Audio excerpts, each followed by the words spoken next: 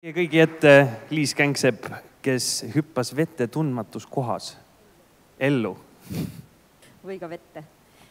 Tere, mina olen Liis Kängsepp, ma olen ajakirjanik ja väga pikaajaline vabatahtlik. Ja täna seisan ma siin teie ees sellepärast, et mõned aastad tagasi hüppasin ma ellu tundmatus kohas ja käisin sellises põnevas riigis nagu Argentiina tegemas Euroopa vabatahtlikku teenistust. Aga kuidas ma selleni jõudsin? Kui mina olin laps, siis mina tahtsin saada kosmonaudiks. Et ma arvan, et teil on ka selliseid võib-olla jaburaid unistusi, kelleks te tahate saada ja võib-olla te siiamaani keegi teist tahab saada kosmonaudiks või astronaudiks. Mis tähendab, et lastena me unistame väga, väga kõrgelt ja võib-olla asjadest, mis tõesti tunduvad meile täiesti totaalselt ebareaalsed. Ühel hetkel sain ma aru, et minust ei saa kosmonauti, vaid et ma olen tööl ja käin iga päev kontoris ja see küll kõik on väga tore, aga võib-olla natuke igav. Ja mulle avanes võimalus, mulle pakuti võimalust otsustada, kas hüpata ellu tundmatus kohas või mitte. Ja ma väga-väga tükk aega mõtlesin, sest ei ole lihtne teha otsust sõita ihu üksinda teisele poole maakera, kohta, kus sa ei räägi keelt, kus sa ei tunne mitte kedagi ja kus sa ei tea absoluutselt, mis võib sinuga järgmiseks juhtuda. Aga ma siiski tegin seda ja minust sai mitte küll päris kosmonaut, aga selline suure südamega tulnukas. Ehk siis ma töötasin ühes äärelinna getos Buenos Aireses, Argentiina pealinnas, ja ma sain seal teha selliseid asju, mida ma Eestis ilmselt oma vanuse kohta mitte kunagi ei oleks saanud teha.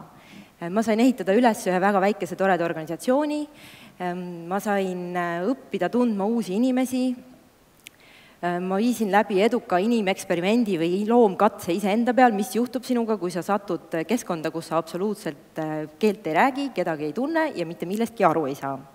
Ja siis sa pead töötama lastega, kes võib-olla küll käivad koolis, aga neile seal midagi ei räägita, sellepärast et nad elavad getos ja nende vanemad on kas narkomaanid või isad on vanglas või neil on üldse mitu isa või mitu ema.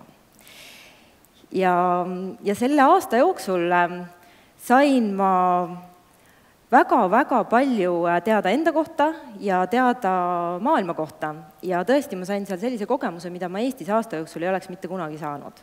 Sest ma ei kujuta ette, et Eestis kusagil ettevõttes töötades ühe aasta jooksul võib inimene sattuda niivõrd erinevatesse juhtimissituatsioonidesse. Sest minust sai seal teiste vabatahtlike juht ja ühel hetkel ma sain aru, et mul on 25 alluvat.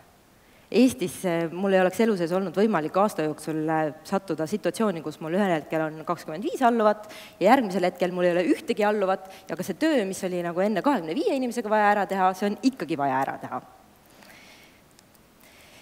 Ehk siis see oli selline paras, võib-olla mitte küll kala seljas sõit või velu laineharjal hüppamine, aga see oli selline väga suur kogemus ja väga suured Ameerika mäed, mis minuga selle aasta jooksul seal juhtusid.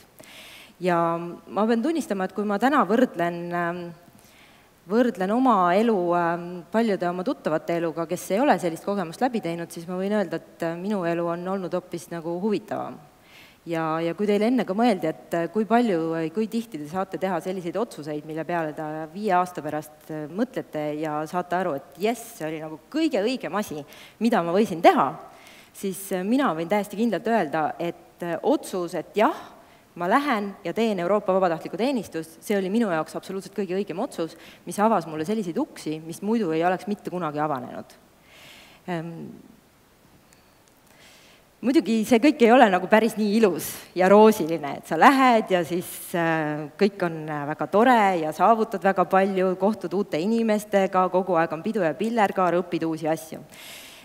Väga tihti välismaale minek võib ka tähendada, et eriti, kuna me oleme pärit Eestist, võib ka tähendada, et sa satud sellisesse olukorda, kus sa pidevalt tunned, et sa oled nagu sattunud freak-show'sse. Et sa oled nagu loomaaia loom, sellepärast, et keegi ei ole mitte kunagi ühtegi eestlast näinud, keegi ei tea, kus Eesti asub, mis see on. Kui nad enam-vähem lõpuks aru saavad, siis nad ütlevad, seal räägitakse kindlasti vene keelt, et sinu emakeel on kindlasti vene keel. Ja paljud inimesed tahtsid minuga väga pingeliselt rääkida kommunismi ehitamisest, mis ka nagu juba minu vanuses ei ole enam võib-olla selline teema, mis oleks väga südamelhädane. Ehk siis selle aasta jooksul ma sattusin ka olukordadesse, mis panid mind väga tõsiselt proovile. ja ma pean tunnistama, et kuigi praegu tagantjärele mõeldes see aasta tundub väga selline tõesti elu laineharjal sõitmine, siis sel hetkel, kui ma selle sees olin ja kui mind ikka täiesti jalust maha tõmbas see kultuurishokk niimoodi, et ma 2 nädalat ei suutnud teha mitte midagi muud kui ainult nutta, sellepärast et kõik oli nii õudne, võõras ja teistsugune, siis võib-olla sel hetkel see kõik ei tundunud nii hea mõte. Aga need on ka need asjad, millest õpitakse ja millest saadakse tugevamaks ja mida ma Eestis ei oleks mitte kunagi näinud. Neid variante ja võimalusi, mida vabatahtliku tööna välismaal teha, neid on väga palju ja väga erinevaid. Et kui teid huvitab vabatahtlik töö, mida mina kindlasti soovitan, te ei pea minema äärelinna getosse kogukonnakeskusesse lastele inglise keelt õpetama, te võite minna ka näiteks Kreeta saarele pooleks aastaks telki elama, nagu on üks Eesti vabatahtlik käinud, te võite minna Siberisse Baikali järve päästma, te võite minna Amazonase vihmametsa, te võite minna peaaegu, et ükskõik kuhu teil hing ihaldab. Võib-olla kosmosesse te veel ei saa, aga võib juhtuda, et kunagi võib-olla tulevikus veel ka osutub see võimalikuks. Ja kui te otsustate minna vabatahtlikuks, siis te võite kindlasti arvestada, et te saate kogemuse, mis on ka tööturul teile potentsiaalsetele tööandjatele palju huvitavam, olulisem ja tugevam argument, miks võtta tööle just teid. Sest kui sa oled pidanud hakkama saama üksinda võõras keskkonnas, siis sa õpid seal kõiki neid asju, mida õppis Ülane, kui ta käis Ameerikas raamatuid müümas ukselt uksele. Sa pead tegema asju võib-olla, mis sulle endale väga ei meeldi mõnikord, sa pead suhtlema väga paljude erinevate inimestega, kellega sul puudub igasugune ühine arusaamine, sest teie kultuuriline taust on väga erinev. Mõnikord võib-olla te ei saa isegi aru sellest keelest, sest mina ei rääkinud sõnagi hispaania keelt, kui ma läksin Buenos Airesesse. Ja te õpite väga palju naeratama, sest see on alati üks hea viis, kuidas pingeid maha võtta. Niisiis, mina soovitan teil kindlasti minna vähemalt mõneks ajaks välismaale. Ja kui te ei taha teha vabatahtlikku tööd, siis te võite teha midagi muud. Aga see kogemus on kindlasti oluline ja see õpetab väga palju. Ja see annab ka julgust, tahtmist ja oskust teha elust seda, mida teie tahate teha, mitte teha neid asju, mida ühiskond arvab, et te peaksite, võiksite või tahaksite teha. Millest on siin täna ka palju räägitud, et palun leidke üles, mida te tahate teha ja tehke ainult neid asju, mis teile meeldivad.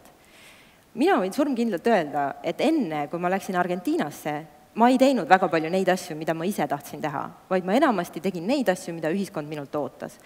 Pärast keskkooli läksin ülikooli, käisin praktikal, lõpetasin ülikooli, läksin tööle ja siis käisin tööl, sellepärast et see oli see, mida minust oodati. Ja see töö oli tõesti väga tore ja kolleegid olid väga toredad, aga ühel hetkel sa saad aru, et sa ei teegi mitte midagi peale töö, vaid sa käidki kogu aeg ainult tööl.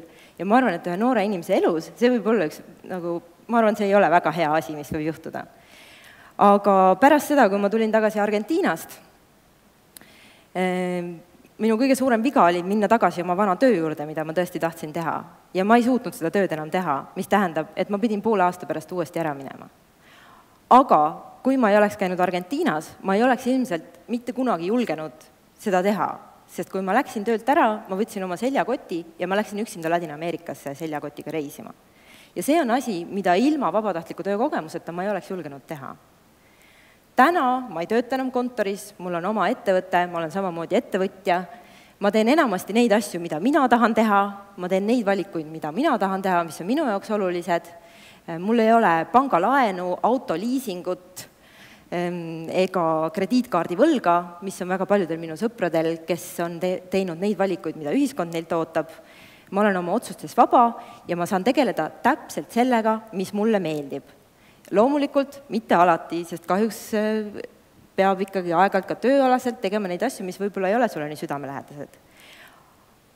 Aga ma saan teha neid asju, neid mitte südamelähedaseid, vaid asju tunduvalt vähem kui näiteks 6 või 7 aastat tagasi. Ja ma võin otsustada, kui ma ärkan kolmapäeva hommikul üles, et teate, täna ma ei viitsi tööd teha. Ja mitte keegi ei saa mulle öelda, et see on vale või et ma pean minema kontorisse ja istuma seal 8 tundi, sellepärast et mul on boss, kes valvab minu järel, kas ma ikka istun seal, kas ma teen neid telefonikõnesid ja kas ma ikka kirjutan.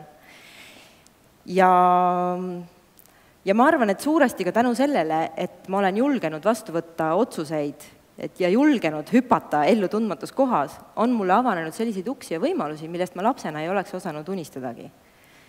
Tõsi, kosmosesse ma ei ole saanud veel lennata, aga umbes pool aastat tagasi saabus minu postkasti kiri, kus seisis, et tervist. Me kirjutame teile sellisest väljaandest nagu The Wall Street Journal, mis on üks maailma mõjukamaid ajalehti, ja me otsime Eestis inimest, kes võiks meile kirjutada lugusid. Kas äkki teie võiksite olla see inimene?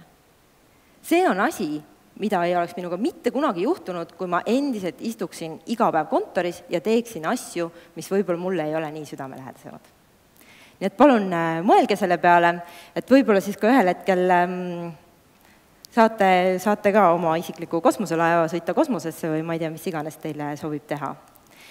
Ja kui nüüd see kõik, mis ma teile rääkisin, tundus, et võiks olla midagi sellist, mis teid huvitab, siis ma soovitaksin teil ühendust võtta Euroopa noortega, kes on täna siin ka koha peal olemas, kelle laud on kusagil seal väljas, et minge otsige need inimesed üles ja nad oskavad teile täpselt rääkida, kuidas jõuda nii kaugele, et vastu võtta otsuseid, mis võivad viia teid täiesti uskumatutesse kohtadesse.